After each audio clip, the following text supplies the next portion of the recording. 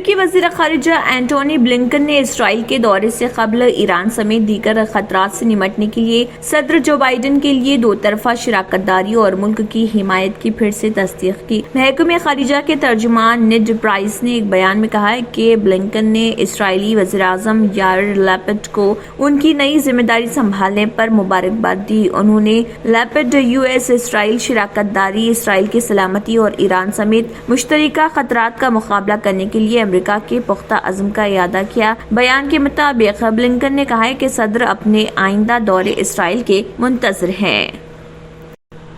امریکی صدر Joe Biden نے امریکی کانگریس کو لکھے ایک خط میں کہا ہے کہ وہ ایک اہم غیر نیٹو اتحادی کے طور پر افغانستان کی موجودہ حیثیت کو ختم کریں گے۔ ایوان کی اسپیکر نینسی پیلوسی کو لکھے گئے خط میں جو بائیڈن نے کہا ہے کہ 1961 کے فورن اسسٹنس ایکٹ کے سیکشن 517 کی ترمیم کے مطابق میں افغانستان کے اسٹیٹس کو منسوخ کرنے کے اپنے ارادے کا اظہار کر رہا ہوں۔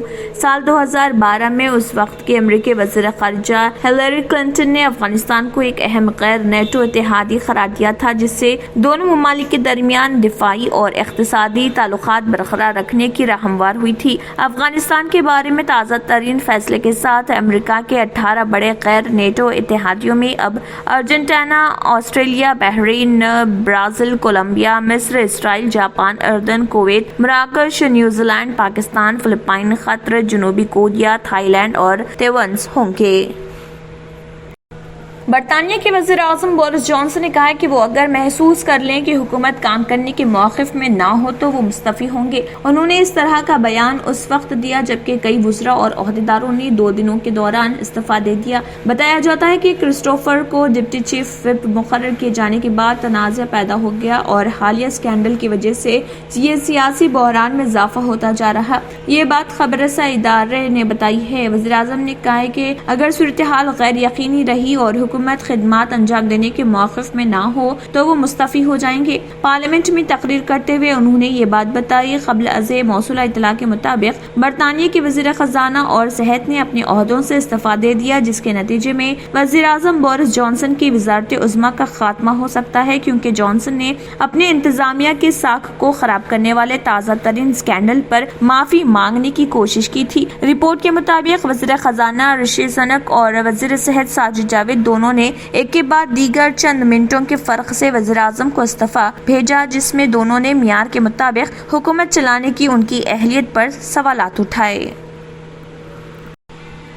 دنیا کے امیر ترین شخصیات میں سے ایک ٹیسلا کے سی ای او ایلن مسک کو گزشتہ سال نومبر میں ان کی نیورو ٹیکنالوجی کمپنی نیورالنک کے ٹاپ ایگزیکٹو شیون جلس سے جڑواں بچے پیدا ہوئے۔ عدالتی دستاویزات میں اس کا ذکر کیا گیا ہے۔ دی بزنس انسائڈر نے اس دستاویزات کا حوالہ دیتے ہوئے اپنی رپورٹ میں کہا کہ ایلن اور جلس نے اپریل میں ایک عرضی دائر کی تھی، جس میں مطالبہ کیا گیا تھا کہ بچوں کے ناموں کے آخر میں والد کا نام اور درمیان میں ماں کا نام شامل کیا جائے۔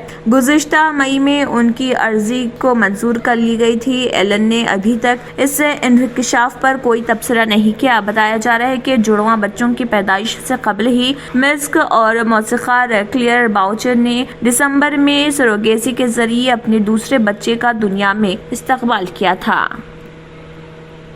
اگر آپ نے ہمارے چینل کو ابھی تک سبسکرائب نہیں کیا ہے تو یہاں پر ریڈ کلر کا سبسکرائب بٹن دکھ رہا ہے، اسے کلک کریں اور ہمارے چینل کو سبسکرائب کیجیے اور ساتھ ہی ساتھ بیل آئیکن کو بھی کلک کیجیے، جس سے آپ کو تازہ اپڈیٹ ملتی رہے۔